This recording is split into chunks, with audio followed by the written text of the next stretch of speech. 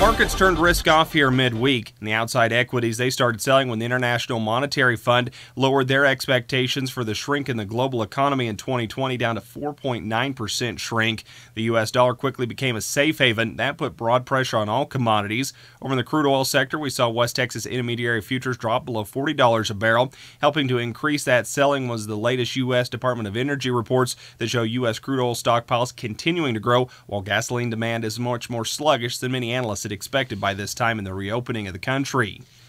Over in the grain complex, that's also going to be risk-off and lower on the day. The latest ethanol reports, though, were positive, showing increased production week to week and U.S. ethanol stocks at an all-time low.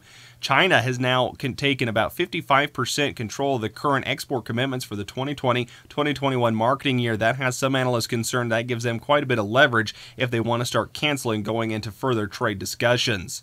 We'll see the December new crop corn futures settle 333 3/4. November new crop soybeans settle 870 even, while Chicago wheat futures for July contracts settle 481 1/4, and the July Kansas City wheat futures will settle 431 1/4.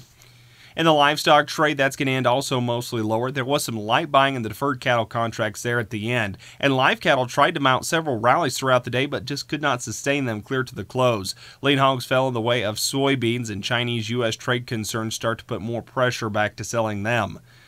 August live cattle will settle $96.35. August feeder cattle will settle $32.87, and August lean hogs will settle at $51.25.